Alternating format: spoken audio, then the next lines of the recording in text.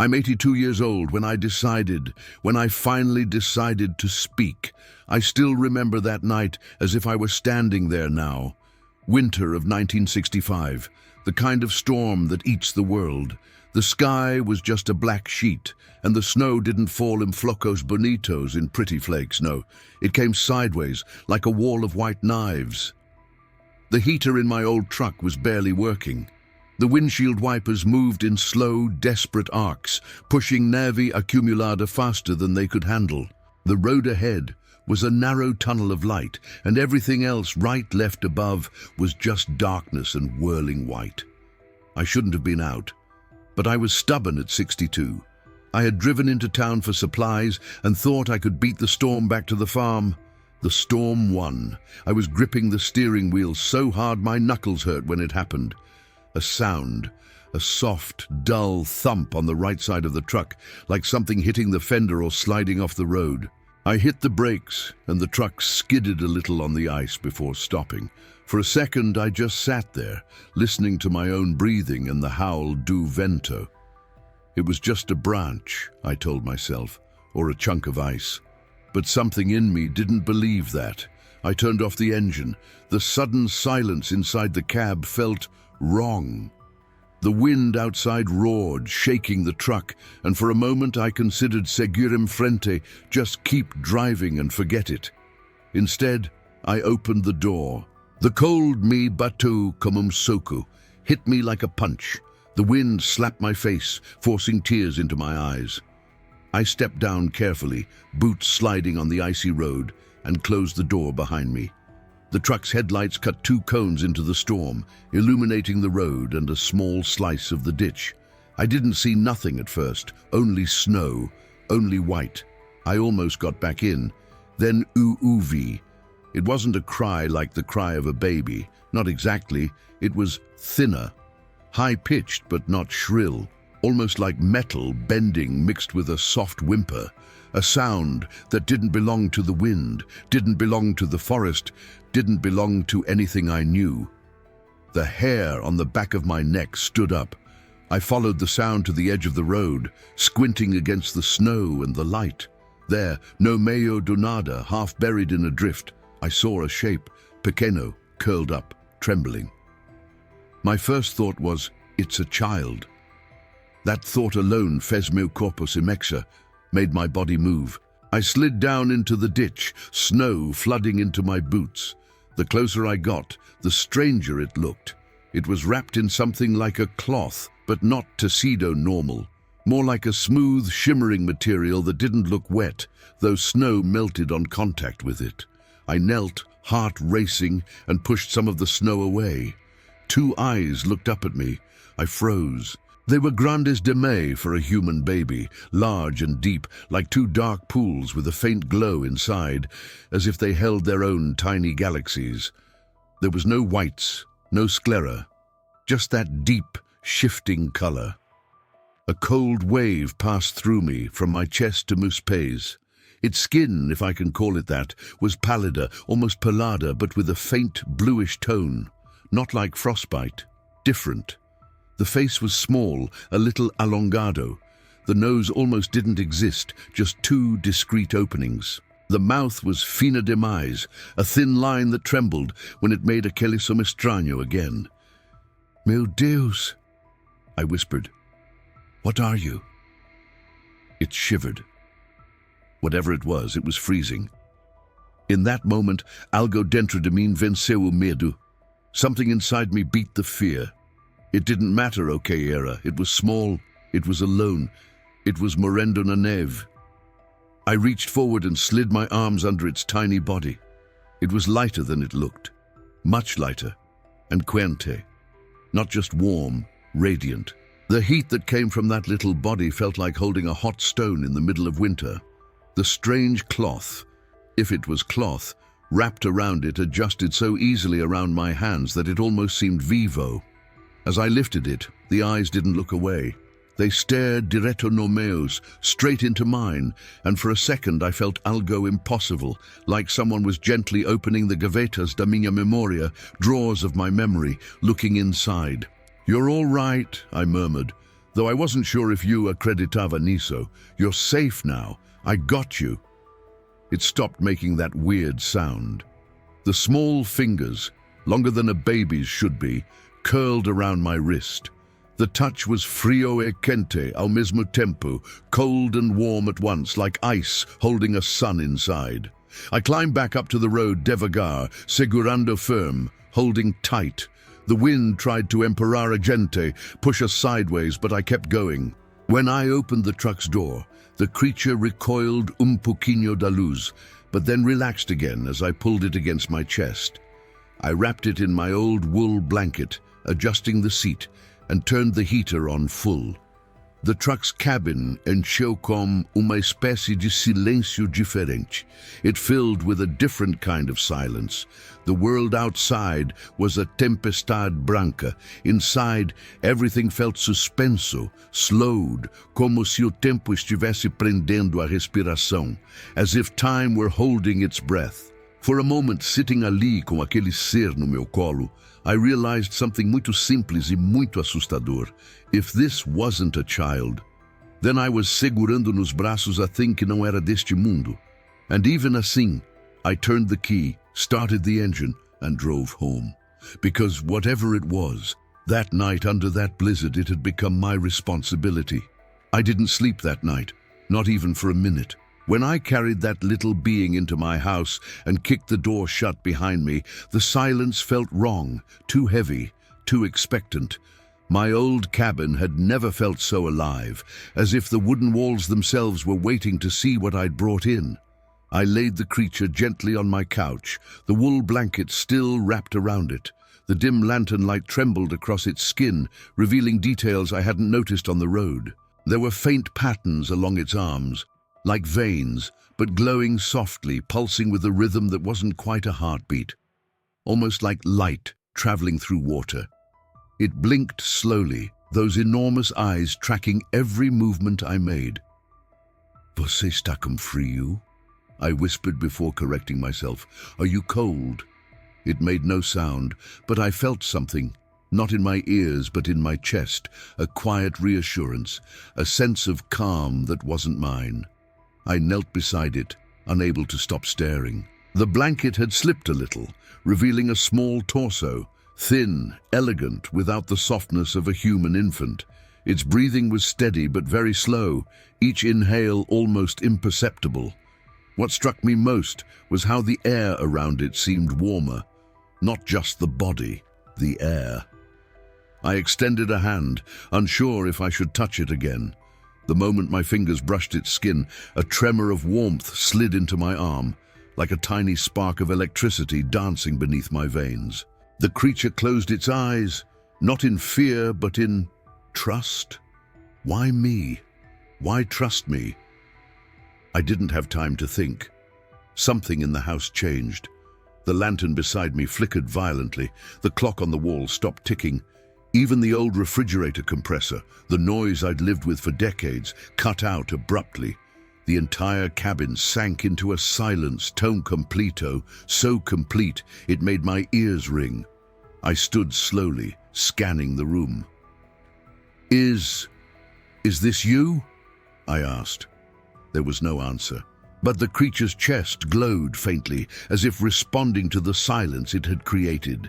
Then came the sound, a faint hum, low, vibrational, like metal resonating far underground. It moved through the floorboards, climbed up the walls, and settled into the air around us.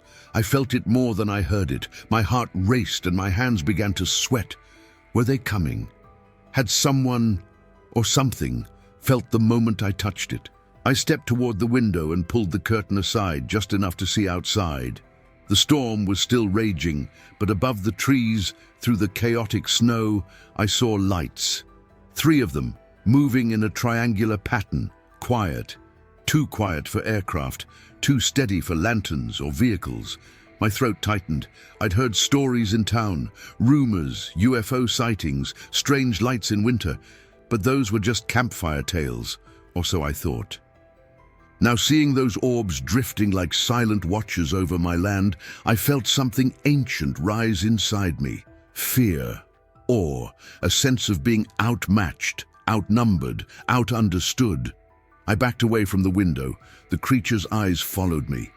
"You brought them here, didn't you?" I whispered, but as soon as I said it, guilt sliced through me.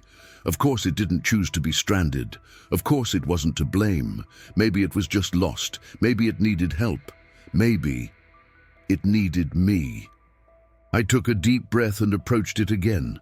The humming stopped the moment my hand touched the blanket. The lantern steadied. The clock ticked once. The refrigerator compressor sputtered back to life. Everything around me, every object, every sound, seemed to respond to it, not randomly, intentionally. The creature let out a soft musical exhale, a sound that was not crying, not moaning, something between a chime and a breath. The moment it echoed through the cabin, the lights outside blinked, as if answering. "My God," I murmured. "You're communicating with them." It blinked slowly, almost knowingly. I sat down on the floor beside the couch, exhausted, overwhelmed, and strangely at peace. The storm outside softened, its roar replaced by the rhythmic breathing of the creature. I watched as the glow beneath its skin dimmed and brightened in a slow, steady pattern. Hours passed, like minutes. At some point, without realizing, I had leaned closer, studying the small fingers resting outside the blanket. They were delicate, long, almost translucent. I touched one gently, and it curled around my fingertip with surprising strength. Not frightening, not unnatural, just alive.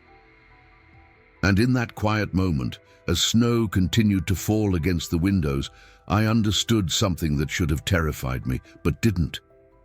This wasn't a foundling. This wasn't a miracle of nature. This wasn't even a visitor. This was a child from somewhere else, and for reasons I didn't yet understand, I had been chosen to keep it alive. I woke before dawn, though I'm not sure I'd really slept. My mind drifted in that strange place between exhaustion and vigilance, the space where a man knows he's responsible for something he doesn't understand. When I opened my eyes, the room was bathed in a pale blue glow. At first, I thought it was the sunrise slipping through the storm clouds. But then I remembered the creature. I sat up slowly. There it was, still lying on my couch, still wrapped in my blanket, but now the patterns beneath its skin shone brighter, not harsh, not blinding, just alive. The glow pulsed in soft waves, traveling from its chest to its arms, to the edges of its small fingers. When it breathed, the light changed rhythm, almost as if responding to the air around us. I whispered, "You're getting stronger." The creature turned its head toward me. Those enormous eyes weren't cold or frightening. They were curious, observant, too intelligent for something that looked so small. I got to my feet, joints protesting, and crossed the room to check the wood stove. Still warm. The fire had died down during the night, but I added a few logs to keep the cabin heated. Outside, the storm had calmed, leaving behind an eerie hush that blanketed the world. But when I opened the door to peek outside, my breath caught in my throat. Behind the trees above the ridge, the sky glowed faintly, 3 perfect orbs of light drifting in a slow, deliberate pattern. Not airplanes, not stars, and definitely not lanterns. I stepped outside, boots sinking into the thick snow, and watched as the lights moved silently through the early morning air. They weren't random, they weren't wandering, they were searching for it. A cold chill, not from the snow but from somewhere far deeper, ran through me. I wanted to call out, to signal them, to ask if they meant harm, but something held me back. Instinct maybe, fear, or the strange bond forming between me and the being inside my house. As the lights drifted toward the horizon, I felt a pull in my chest, a sense of urgency that didn't belong to me. When I stepped back inside, the creature was no longer lying still. Its tiny chest rose and fell rapidly, and the glow under its skin brightened like a warning. "Easy," I murmured, kneeling beside it. "They're gone, at least for now." The humming began again, not in the house, not yet. Inside my own mind, a faint vibration like the echo of a distant bell stirred behind my eyes. The creature's gaze locked with mine, unblinking, and the sound strengthened. I wasn't imagining it. Some form of communication was passing between us. I pressed my hand gently to its shoulder. The humming ceased. Silence fell once more. But before I could catch my breath, the cabin lights flickered again. The lantern flared and dimmed. The clock hands jumped forward several seconds without ticking. The hum from the refrigerator rose to a high pitch before settling back down. Every object in the house reacted as if pulled by invisible threads. "Stop, please," I whispered. "You're scaring yourself." I don't know why I said it that way, but I felt it. I felt its fear. The glow beneath its skin dimmed slowly. The breathing steadied. And then something unexpected happened. The creature reached out, not grabbing, simply extending its long, delicate fingers toward me. Cautiously, I offered my hand. When our skin met, a pulse of warmth spread through my palm and up my arm. Not painful, not shocking, just undeniably foreign. Images flashed across my mind. Snow, darkness, a blinding white sphere, shadows moving overhead, a sense of falling, a sense of being left behind. And then, emptiness, loneliness, cold. I gasped and jerked my hand back. The creature recoiled slightly, not in anger but exhaustion, as if sharing those thoughts had drained it. You understand me," I whispered. It blinked slowly, and I understood, not with words, with something deeper. It hadn't simply appeared in the storm, it had been abandoned by the storm. Whatever craft or force carried it through the sky had lost control, or perhaps the storm had swallowed it whole. Either way, the being had fallen to earth, alone, afraid, and freezing to death until I found it. "Don't worry," I said softly, "I won't let them hurt you." But as the words left my mouth, another thought wormed into my mind. What if they weren't the danger? What if keeping this being, this child, from its own kind was the real crime? Outside, the three lights had returned, closer this time. They were searching again, systematically, patiently. I closed the door, locked it, and backed away from the windows. My heart pounded, because now I understood something I hadn't dared to admit. They weren't looking for their lost child. They were looking for the human who had taken it. I have lived through wars, storms, loss, and age itself. But nothing in 82 years prepared me for the night they finally came. It began just after midnight. I had dozed off in the armchair beside the couch, one hand resting near the creature in case it needed me. The cabin was dark, except for the faint glow radiating from its small body. I remember thinking that the light felt warmer than any fire, safer, almost familiar now. I don't know how long I slept, but I woke with the unmistakable feeling of being watched. I opened my eyes, slowly. The cabin was silent, too silent. The refrigerator had stopped humming again. The wind outside had died completely, as if the entire world was holding its breath. Even the creature wasn't glowing. That was the first sign something was terribly wrong. "Little one?" I whispered. It didn't respond. Its body was still, eyes half open, but the inner light had dimmed until only a faint shimmer remained beneath the skin. Then the temperature dropped. Not gradually, instantly. My breath fogged the air. The windows frosted over from the inside. The wooden floor beneath my feet grew so cold, it burned. I grabbed the blanket and wrapped it tighter around the creature's body, trying to warm it. But something told me this cold wasn't natural, wasn't weather. It was them. A low vibration rippled through the floorboards, so subtle I might have missed it if I hadn't been holding the child. The lamps rattled. The glass on my shelves trembled with a soft, eerie chime. Outside, a faint white glow seeped through the frosted windows, growing stronger by the second. I stood slowly, creature in my arms, heart pounding so hard it felt like it was shaking the room along with everything else. "No," I whispered, "not like this. Not now." And the front door creaked, not from wind, not from force, but as if something was brushing against it from the other side. A shadow passed in front of the window. Tall, thin, motionless. Another shadow joined it, then a third. I backed away, step by trembling step, until my legs pressed against the couch. The creature stirred slightly in my arms, as if sensing their presence.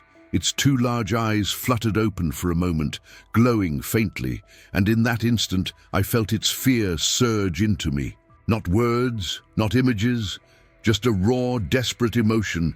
Don't let them take me. The shadows outside shifted. A light, white, pure, soundless, spilled beneath the doorframe, tracing the edges of the wood as if it were melting reality itself.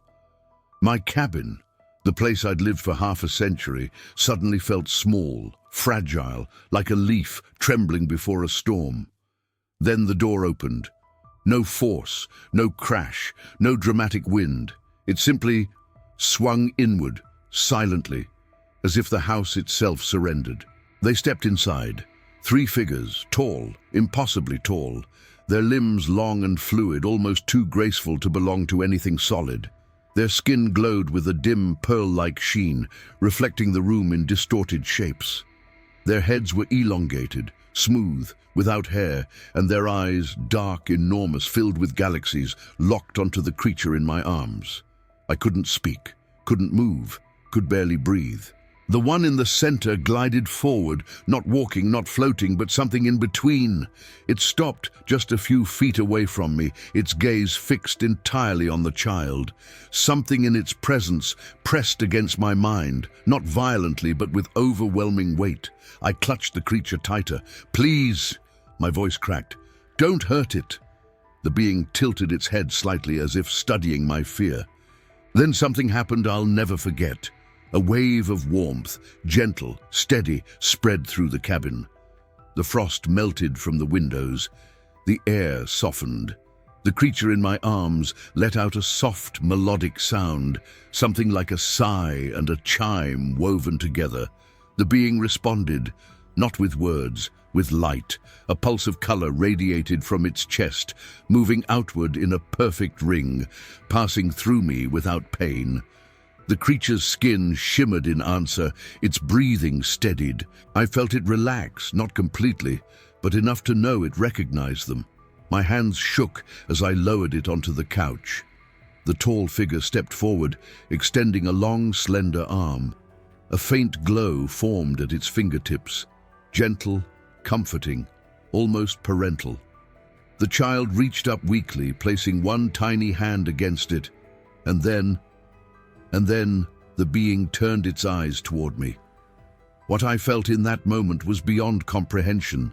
Not gratitude, not anger, something deeper, ancient, a silent acknowledgement. I had saved what they had lost. Before I could speak, the child touched my face with its small hand, just as it had the night before. Except this time, I felt a flood of gratitude rush into me, a warmth that filled my chest until I could barely breathe. And then, just like that, the beings gathered the child into a cocoon of shimmering light. The room brightened, brighter, brighter, until I had to shield my eyes. A vibration hummed through my bones, the figures blurred, the edges of the world dissolved into white, and in a heartbeat, they were gone. My cabin fell silent again. But I knew, with a certainty that shook me to my core, that this wasn't the end. It was only the beginning. For a long time after they vanished, I didn't move. I sat on the floor beside the couch, staring at the empty space where the cocoon of light had been. My heart was still racing, my palms still sweating, but inside my chest there was something else, something I didn't expect, a hollow ache, a strange, sudden loneliness, as if a part of the house had been taken with them. The silence that followed their departure wasn't normal silence. It felt dense, heavy, almost sacred. My cabin, which had moments before been filled with blinding light and beings from another world, now seemed ordinary again, completely human, and yet I knew it wasn't. Not really. I stood at last, legs trembling, and walked to the window. Outside, the storm clouds had fully cleared. The snow glistened under the moon as if polished. No footprints, no disturbance, not even a scorch mark where the lights had touched the ground. If someone had walked into my home at that moment, they never would have believed what had just happened. There was no evidence, no sound, no trace, except for me. For days, I barely spoke. Not that I had anyone to speak to anyway. I lived alone and preferred it that way, but solitude has a different texture when you're holding a secret that feels too big for your mind. I kept replaying the night in my head. The cold, the light, the child's touch, the way the beings looked at me.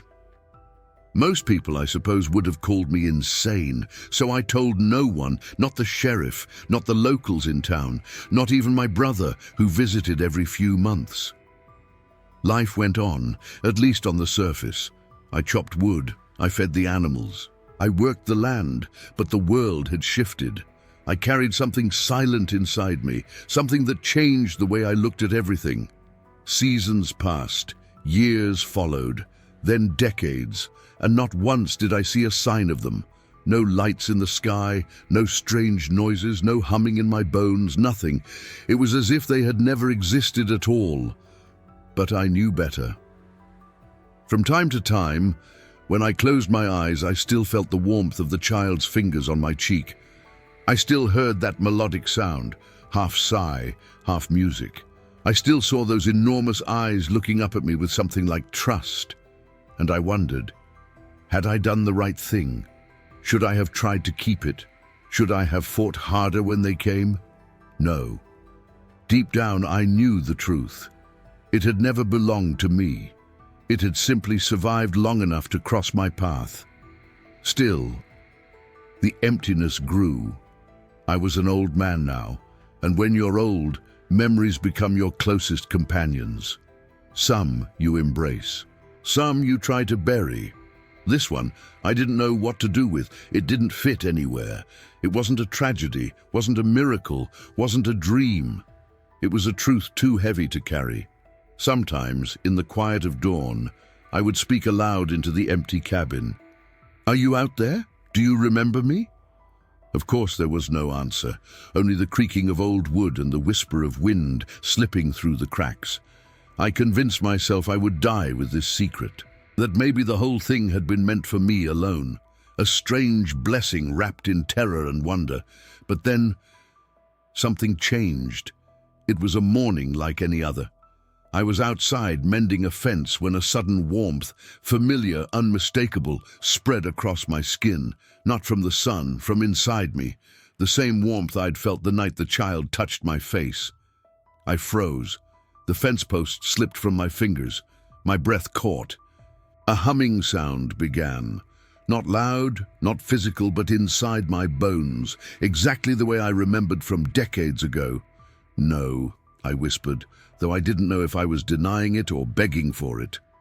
The world around me grew still. Birds stopped singing. The wind paused mid-breath. I turned slowly toward the sky. And there, above the tree line, I saw it.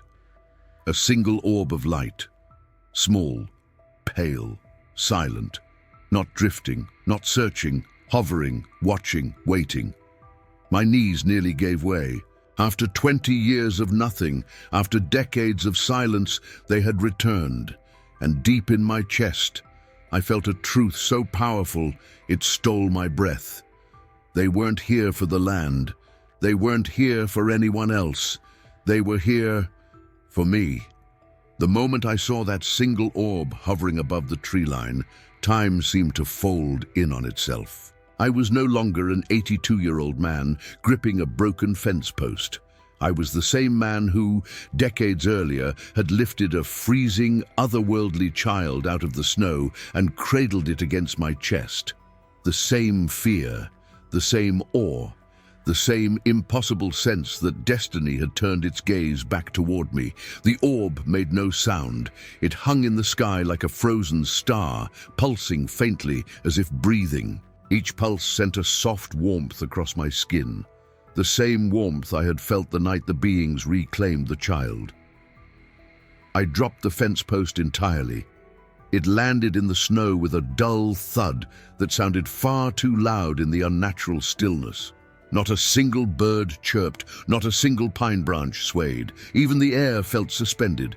After 20 silent years, they had found me again. I took a step backward, not out of fear, but instinct.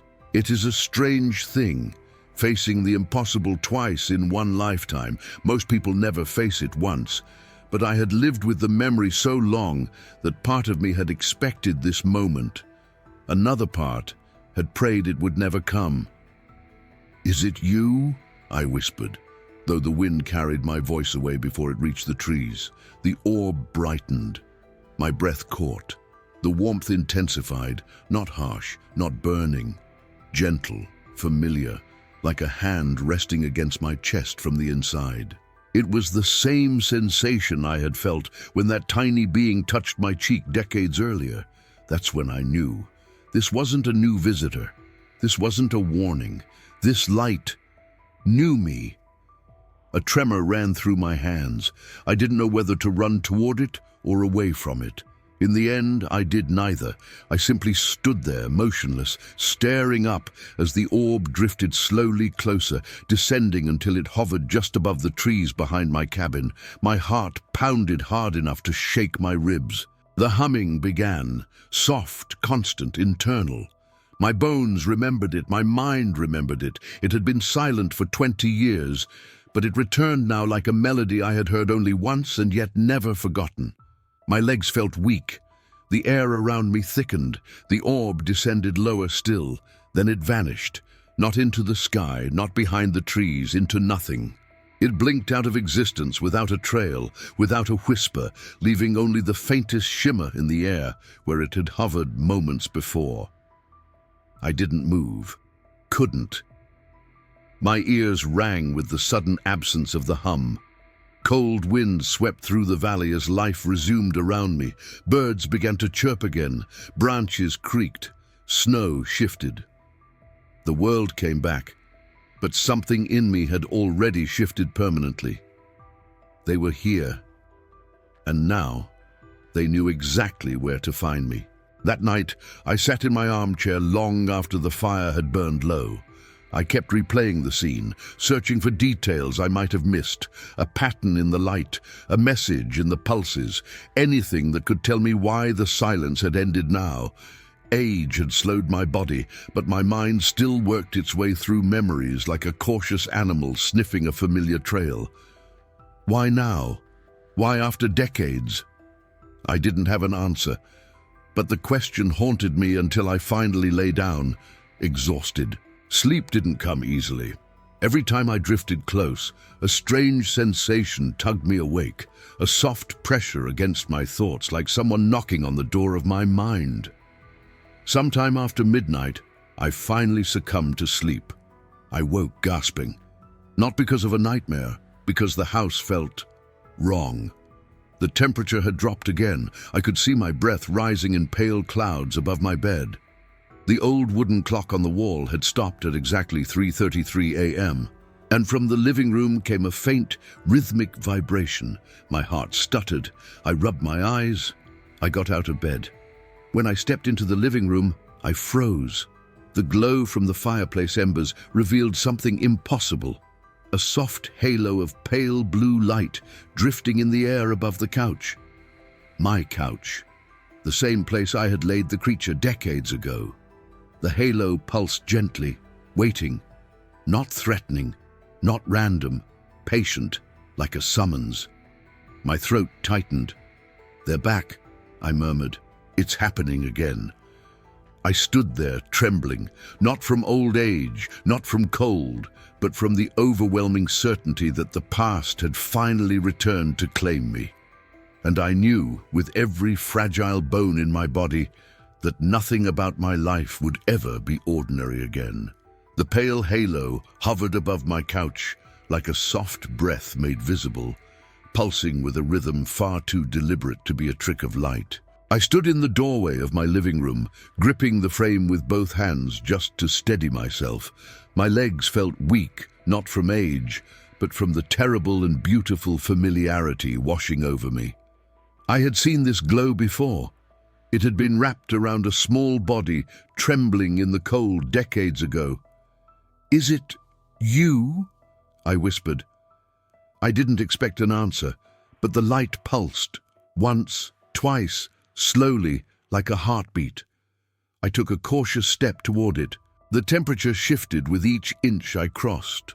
Not cold this time, warm, comforting, the same warmth the child emitted when I first held it under that terrible storm. But there was something else beneath the warmth, a pressure, soft but insistent, brushing against the edges of my thoughts. Not invasive, not painful, just present, like someone quietly asking permission to enter. "Go on," I murmured. "I'm not afraid." The pressure grew slightly, then melted into something gentler, an emotion, if I could call it that. Recognition, gratitude, a faint echo of the bond once formed in a single night that had changed my life. And then the halo descended, my cabin filled with light, not blinding but profound. I blinked against it, shielding my eyes, and when the glow softened enough to see clearly, I gasped. A figure stood in the center of the room, tall, slender, radiant, but not like the beings who had come for the child all those years ago. This one was different. Its form was elegant, almost human in silhouette, but its skin held a soft luminescence, as if made from the same shimmering material that had wrapped the infant. The long fingers, once small and delicate, were now graceful and steady. The enormous eyes, those impossible starlit eyes, were unmistakable. I knew them. I had stared into them while kneeling in the snow, terrified and determined. I'd seen them flutter open as the child clung to my wrist with its tiny glowing fingers. This was the same being, the same child, grown. "Meu Deus," I whispered, voice cracking, "it's really you." It tilted its head gently, eyes softening with a warmth that felt almost human. A faint glow radiated from the center of its chest, steady, calm, familiar. When it stepped forward, the light brightened, washing the room in a gentle wave. I didn't run. I didn't hide. My knees trembled, but I stood my ground. When it stopped just a few feet away, the humming began again, not in the house, but deep inside my bones. A resonance I remembered instantly, not a threat, a greeting. Then, without moving its mouth, the voice came. Not sound, not words, thought. "You cared for me." My breath caught in my throat. Tears stung my eyes. I hadn't heard a voice in my mind since that night they reclaimed it. Even then, the communication had been fragmented, emotional. This was clearer, more mature, more deliberate. "I did what anyone would have done," I said, though the words sounded foolish even to me. The being raised its hand, long, slender, glowing softly, and touched its chest. No, not anyone. Its gaze deepened. The room vibrated faintly. "You saved me." I swallowed hard, overwhelmed by the weight of those words. I thought you might not remember me." The air warmed. I remember everything. It stepped closer. This time, I didn't fight the urge to collapse into my chair. My age had caught up with me in a single moment, and I sank into the seat, hand trembling against my knee. The being lowered itself gracefully, sitting or kneeling, or something between the two, so that our eyes were level. For the first time, I truly understood the magnitude of what had happened decades earlier. I hadn't rescued a lost creature. I had saved someone who had grown, learned, evolved. Someone who had returned. "We have watched you," it continued, the thoughts flowing into mine as gently as water. "We waited until you were ready. Until I was ready." I let out a shaky laugh. "I'm 82 years old. I'm not sure I'm ready for anything anymore." The being leaned forward slightly and the pulsing glow intensified, not brighter but warmer, comforting. Its presence filled the room with a peace so profound it stole the breath from my lungs. "You are ready now," it said, "because I have come to give you something." I felt the shift in the air before I saw it. A small orb of light formed between its hands, delicate, shimmering, alive. The same kind of light that had cocooned it as a child. My heart pounded. "What? What is that?" I whispered. The being looked at me with those ancient, luminous eyes. "Your part in our story is not finished." The orb floated toward me, and for the first time in decades, I felt destiny reaching out the same way the child once had, with a small, glowing hand that changed everything. The orb of light hovered between us, suspended in the air like a tiny, glowing heartbeat. I stared at it, afraid to blink, afraid it might vanish the way the first child had vanished in that burst of white so many years ago. The being, grown now, composed, powerful in a quiet way, watched me with those vast, shimmering eyes, not demanding, not imposing, simply waiting for me to accept what was being offered. My hand trembled as I lifted it. The glow brightened in response, pulsing gently, like it recognized me. What does it do?" I whispered, my voice barely holding together. The being didn't move its lips. It didn't need to. "It helps you understand," the voice came, soft, patient, slipping into my thoughts like a breath of warm air. "Understand what?" The light between us swelled, filling the room with a soft golden wash, chasing away every shadow. Us. My throat tightened. Every hair on my body lifted. The orb drifted closer until it hovered just inches from my palm. I could feel its warmth, gentle, alive, familiar. "Why now?" I asked. "Why come back after all this time?" The being lowered its head slightly, the gesture almost human. "Because I am grown now, because I can speak, because I can choose. And I chose to return to you." I felt something crack inside my chest, an emotion I hadn't felt in decades, not since I held the small creature for the first time, not since I watched it leave. Something like love? Not the human kind, not exactly, but something profound. Something beyond words. "You remembered me," I said in a trembling whisper. It leaned closer. "I remember the cold, the fear, the silence, and I remember the first touch that was not harm." My eyes burned. "I only did what any decent man would do." The being tilted its head gently. "No, not any man. You protected what you did not understand. You held me though I frightened you. You cared for me though you could not name me. That choice changed the path of 2 worlds." I let out a shaky breath. 2 worlds. The orb pulsed faster. "We have watched humanity for longer than you know. We have seen its brilliance, its cruelty, its potential. But compassion, pure, instinctive, holds the greatest power. When you chose to save me, you showed something my kind feared humanity had lost." I stared at the being, unable to speak. "You showed us hope." My vision blurred. I rubbed my eyes with the back of my hand. "You said this orb helps me understand." "Understand what exactly?" The light drifted closer until it touched the center of my chest, and in a single breath, everything changed. A rush of images flooded into my mind. Not random, not chaotic, ordered, precise. As if someone were turning the pages of a book written in light, I saw a vast sky filled with ships gliding silently between stars, a planet bathed in blue fire, cities of crystalline towers that pulsed like living organisms, worlds where beings communicated without words, without lies, without fear, beings moving in harmony with energies I could not name.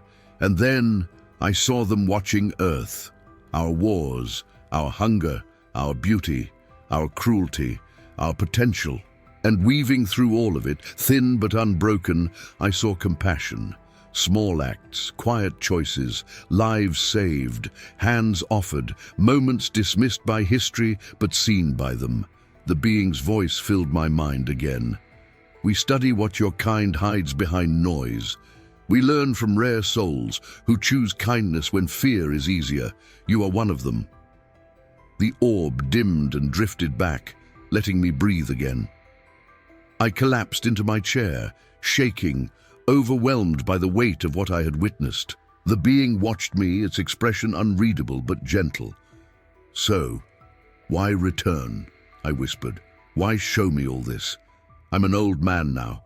I don't have many years left." The being reached out, a gesture so deliberate, so graceful, it silenced every doubt inside me. With those long, luminous fingers, it touched my chest lightly right over my heart. "Because your years left matter, and because I owe you a debt." A debt. "I am alive because of you, and there is something you must know before your time ends." My breath caught. The being leaned close and the room pulsed with a soft, shimmering light. "You are part of a moment that will shape your species. You saved me once. Now I must give you the truth." The orb brightened again, and I knew with absolute certainty that what came next would change not just my life, but the fate of everyone on Earth. The light from the orb settled into a slow, rhythmic glow, as if waiting for the exact moment to reveal something that would change me forever.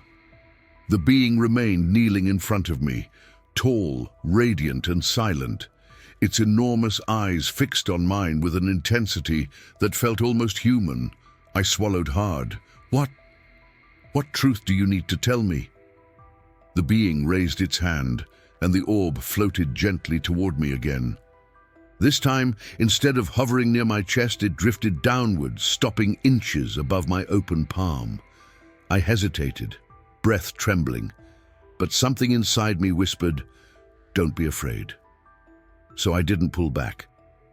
I let the light touch me. The moment the orb rested against my palm, warmth flooded my hand, not burning, not painful, but powerful. The glow expanded, spreading up my arm like sunlight moving through water. I gasped and clenched my jaw, expecting pain, yet none came. Just understanding, just clarity. The being's voice entered my mind like a distant echo. "This is for you." "For me?" My voice broke. "To protect you, to prepare you, to thank you." The orb sank lightly into my palm as if dissolving into my skin.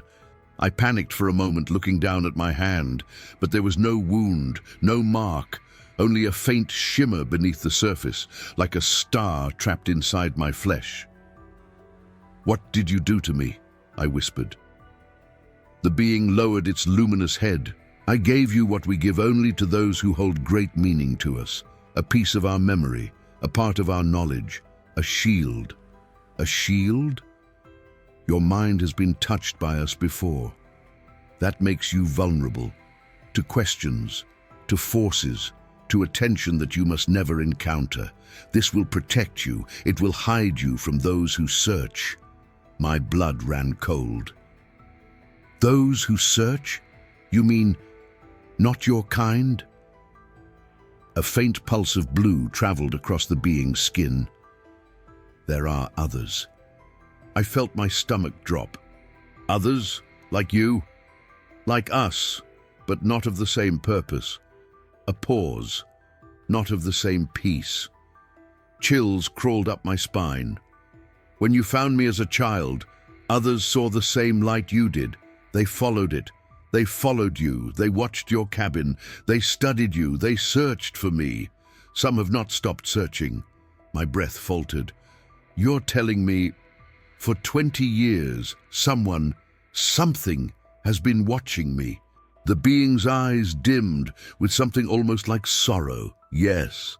I staggered back into my chair, every memory of strange noises in the woods, flickers of lights in the sky, and quiet nights filled with an unshakable sense of being observed, suddenly taking on new, terrifying meaning.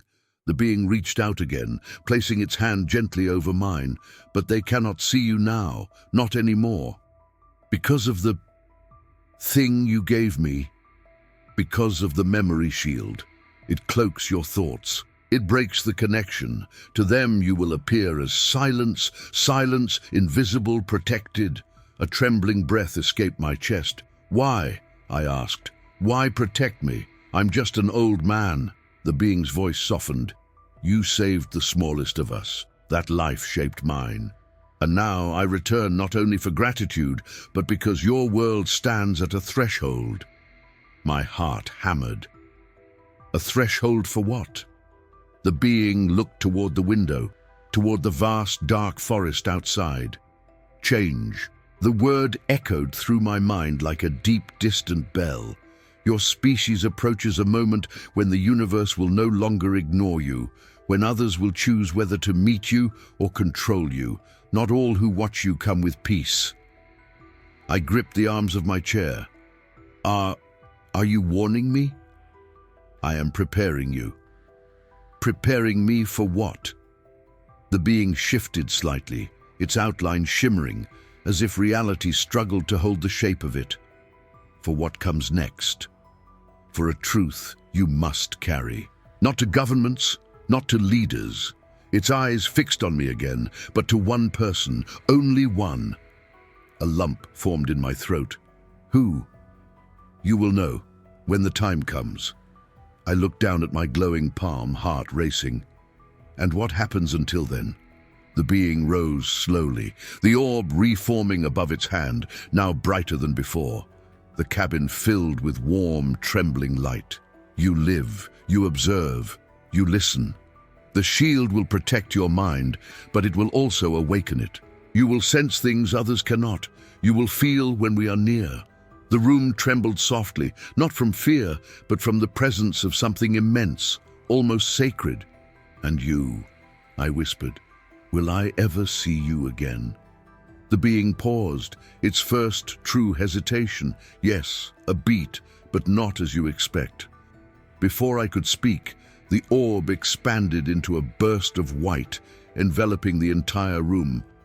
I raised an arm to shield my face as the light swallowed everything.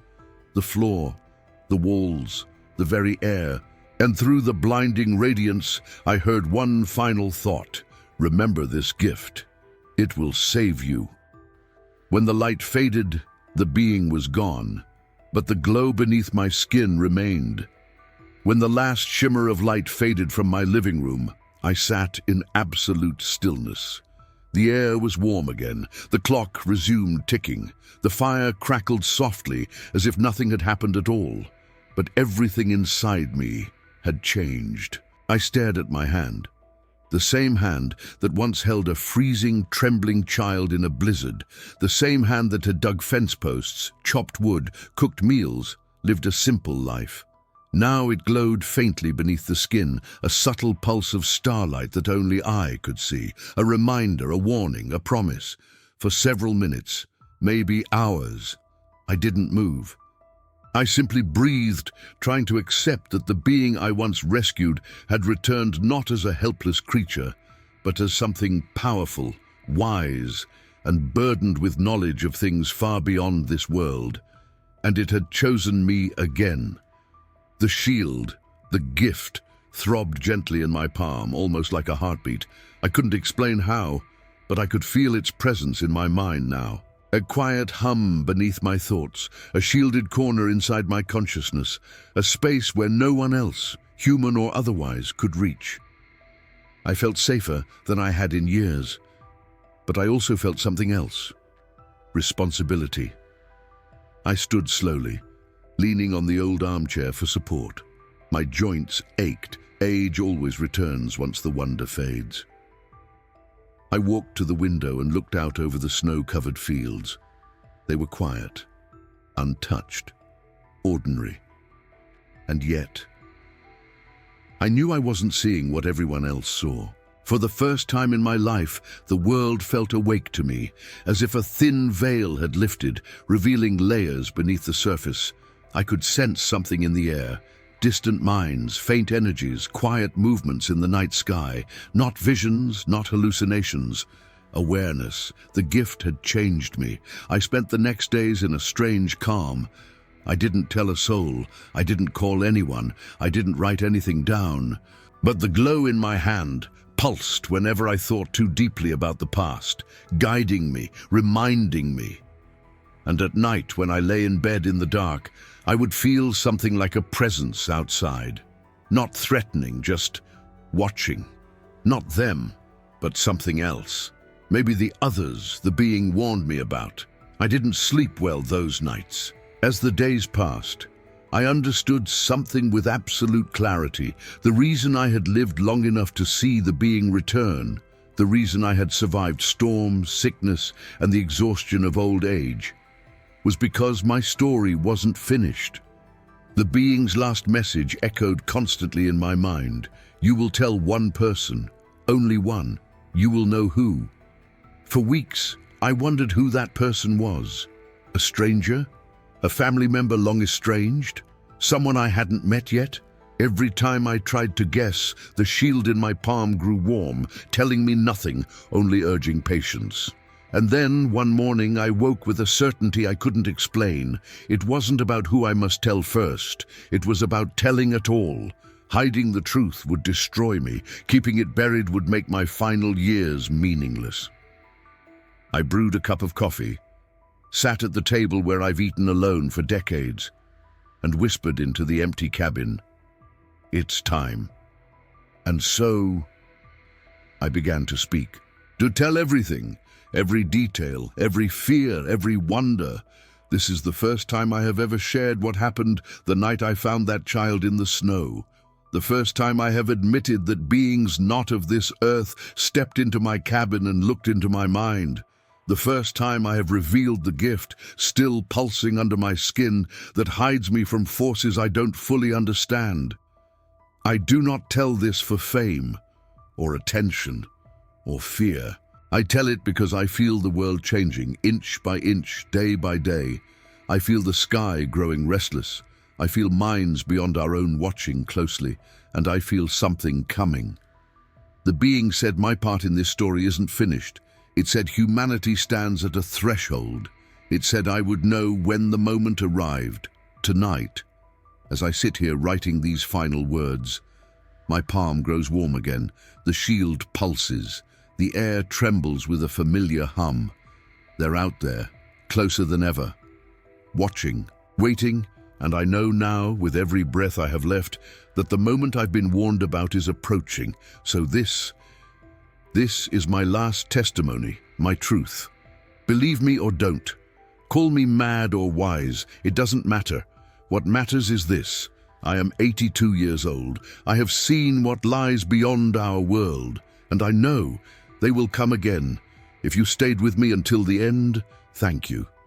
Stories like mine are not easy to share, and they are even harder to believe. But now you know the truth I carried alone for so many years.